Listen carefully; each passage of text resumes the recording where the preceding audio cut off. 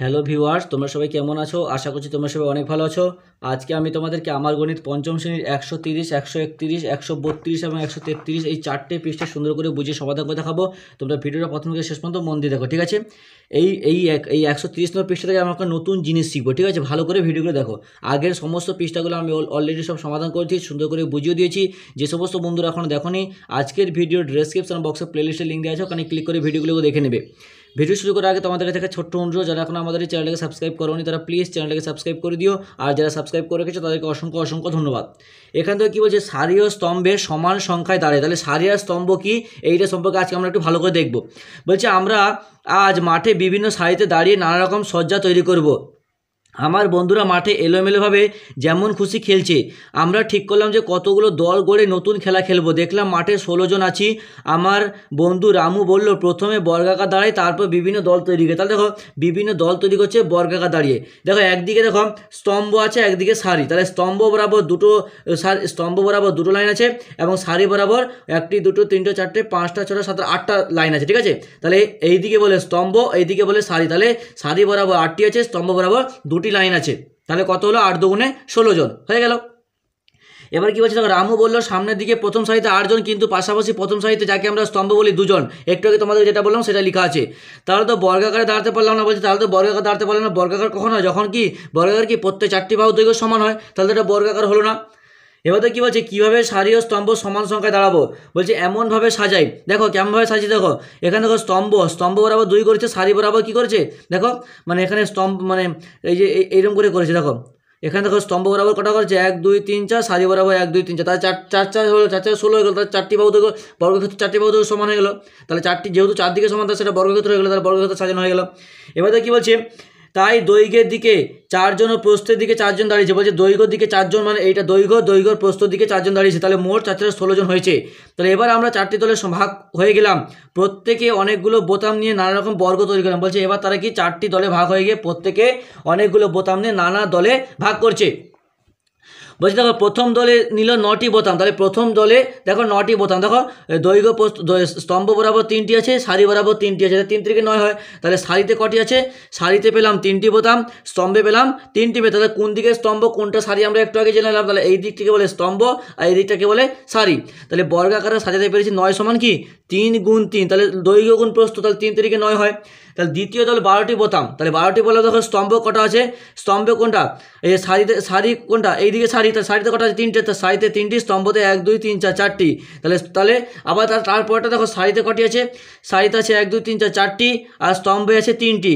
তাহলে স্তম্ভ সারি সমান হচ্ছে। দেখো এখানে সারিতে 3টি ছিল, স্তম্ভে 4টি ছিল, কিন্তু এর উল্টোতে সারিতে 4টি, স্তম্ভে 3টি। তাহলে কি স্তম্ভ আর সারি সমান হচ্ছে না, তাই বর্গাকারে সাজাতে পারলাম না। এবার দেখো 36টি দল। তাহলে বর্গাকার মানে কি স্তম্ভ আর সারি একই হবে, এটা আমাদের মাথায় ঢোকাতে হবে। বর্গক্ষেত্রের প্রত্যেকটা বাহু দৈর্ঘ্য সমান হয়, এটা আমরা ভালো করে জানি, মানে দৈর্ঘ্য আর প্রস্থ সমান হয়। এবার দেখো তারপরটা দেখো সারিতে কটি আছে? সারিতে 1, 2, 3, 4, 5, 6টি আছে, স্তম্ভতে 1, 2, 3, 4, 5, স্তম্ভতে 6টি আছে। তাহলে 6, 6, 36। তাহলে দৈর্ঘ্য প্রস্থ সমান। তাহলে 6, 6, 36 পেলাম। এবার দেখো চতুর্থ দল ভাবলো এমন একটা বর্গ তৈরি করব যার সারিতে 5টি বোতাম থাকবে। সুতরাং স্তম্ভে, তাহলে বলছে সারিতে 5টি থাকবে। তাহলে স্তম্ভ কটা থাকবে? স্তম্ভতেও 5টি থাকবে। তখন তো দৈর্ঘ্য প্রস্থ সমান হবে। তাহলে স্তম্ভতেও 5টি, সারিতে বোতাম থাকবে। তাহলে দেখো এখানে দেখো 1, 2, 3, 4, 5, স্তম্ভে 5টি, সারিতেও 5টি। তাহলে 5, 5, 25। দেখো এখানে করেছে এটা। এবার দেখো 132 নম্বর পৃষ্ঠায় কী বলছে, বলছে বোতাম না সাজিয়ে বর্গ তৈরি করে কি পাবো দেখি। তাহলে বোতাম না নিয়ে বর্গ তৈরি করবে। তাহলে এখান থেকে আমরা বর্গ তৈরি করা শিখবো। তাহলে দেখো যে বর্গের সারি সমান 7, তার বর্গ কি 7 গুণ 7। তাহলে বর্গ মানে স্কোয়ার যেটাকে বলে, ঠিক আছে? তো 7 মানে একটা যে সংখ্যা দেওয়া থাকবে সেটাকে ডবল গুণ হবে, মানে দৈর্ঘ্য গুণ প্রস্থ বর্গক্ষেত্রে। 7 গুণ 7, 7 7 49। তাহলে 49কে 7-এর বর্গ, তাহলে 49কে 7-এর বর্গ বলবো। তাহলে 49কে 7 স্কোয়ার বলবো। তাহলে 7 স্কোয়ার, দেখো 7-এর মাথায় 2টো স্কোয়ার, মানে কি 2টো 7। 7 গুণ 7, 7 7 49 হয়। এবার দেখো ফাঁকা করে সঠিক সংখ্যা বসে। তাহলে দেখো 3-এর স্কোয়ার মানে কি 3 গুণ 3, উপরে 2 আছে মানে কি 2টো 3-এর মাথায় 2 আছে, তাহলে 2টো 3 হবে। তাহলে 3 3 9 হয়। এবার দেখো 4-এর মাথায় 2 আছে, তাহলে 4 গুণ 4 হবে। তুমি 4 গুণ 2 লিখবে না, 4-এর মাথায় 2 আছে মানে কি 4টাকে দুবার লিখতে হবে। 4 গুণ 4, 4 4 16। তাহলে এখানে 25 আছে, তাহলে কি 5-এর স্কোয়ার, তাহলে কি 5 গুণ 5, 5 5 25। তারপর 36-এর স্কোয়ার, দেখো 36 মানে 6 6 36 হয়। তাহলে 6-এর স্কোয়ার, তাহলে 6 গুণ 6, 6 6 36। এবার দেখো কী বলছে, জাহানারাদের বাগানে কিছু চারা গাছ বর্গাকারে সাজানো হয়েছে, একটি সারিতে 12টি চারা গাছ আছে, জাহানারাদের বাগানে গাছের সংখ্যা কত? তাহলে একটি সারিতে 11টি চারা গাছ আছে, তাহলে মোট চারা কি 11 স্কোয়ার, ঠিক আছে। তাহলে 11 স্কোয়ার মানে কি দুটো 11, তাহলে 11কে 11 দিয়ে গুণ করলে হয় 121। এবার তো কি বলছে, ক্যাম্পে প্যারেড তৈরি করার সময় সৈন্যদের বর্গাকারে সাজানো হলো, একটি সারিতে 12 জন সৈন্য দাঁড়িয়েছে, তাহলে মোট সৈন্য কত? তাহলে 12 স্কোয়ার। তো কি সৈন্যদের বর্গাকারে সাজানো হয়েছে, তাহলে মোট সৈন্য 12 স্কোয়ার, তাহলে 12 স্কোয়ার মানে কি 12 গুণ 12, আর 12কে 12 দিয়ে গুণ করলে হয় 144 জন। এটা 12কে 12 দিয়ে গুণ করে দেখবে 144 হবে। এবার দেখো 3 কি বলছে, খেলার মাঠে তৃতীয় শ্রেণীর ছাত্রদের বর্গাকারে দাঁড় করিয়ে দেওয়া হলো, একটি সারিতে 13 জন, কিছুক্ষণ পরে কিছু ছাত্র চলে গেল, তারপরেও ছাত্রদের বর্গাকারে সাজানো হয়ে গেল এবং একটি সারিতে 10 জন রইল, কতজন ছাত্র চলে গেল আমাদেরকে সেটা হিসাব করে বের করতে বলছে। দেখো 3 অঙ্ক আমরা এরকম করে লিখবো যে কি তৃতীয় শ্রেণীর ছাত্রদের বর্গাকারে মাঠে দাঁড় করানো হলো, একটি সারিতে 13 জন করে আছে, তাহলে কিছুক্ষণ পরে তাহলে লিখবো যে একটি সারিতে 13 জন করে দাঁড়ালে ছাত্র সংখ্যা তাহলে কি 13 স্কোয়ার বা সমান 13 গুণ 13 গুণ করলে 169 হয়, 169 জন। এবারে কি বলছে যে তারপরে ছাত্রদের বর্গাকার সাজানো গেল এবং একটি সারিতে 10 জন রইল, বলছে কিছুক্ষণ পর ছাত্র চলে গেছে, লিখবো ছাত্র চলে যাওয়ার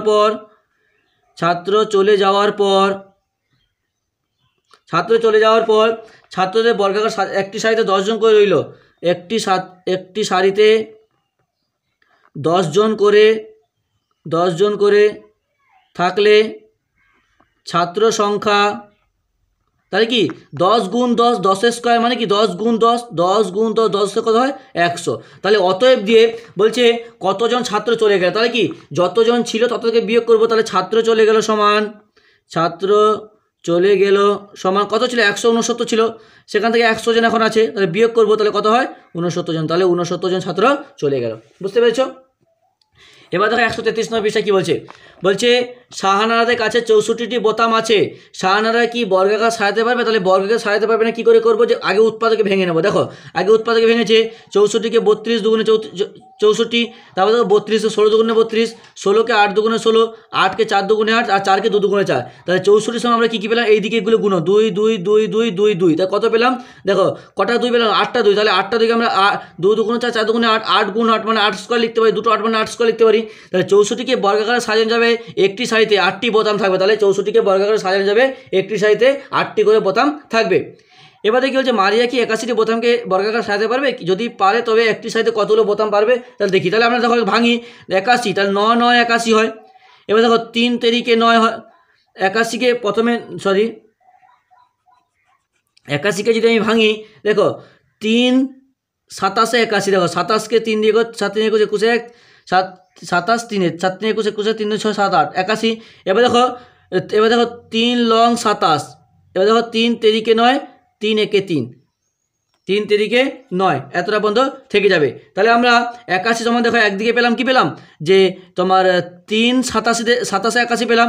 এবার দেখো 27কে 3 লং 27 পেলাম, 3 লং 27, আর 9কে 3 গুণ 3, 3 তেরিকে 9, তাহলে 81 সময় আমরা কটা 3 পেলাম, 1 2 3 4টি 3 পেলাম, তাহলে 1 2 3 4, তাহলে দুটো 3 করবো, দুটো 3 করলেই বর্গ হয়ে যাবে, তাহলে 3 তেরিকে 9, তাহলে 9 গুণ আবার বাকি 3 নিলাম, 3 তেরিকে 9, 9 9 81, তাহলে 9 গুণ 9 আছে, তাহলে 9 স্কোয়ার হয়, 9 স্কোয়ারে আছে, তাহলে একটি সারিতে 9টি বোতাম আছে।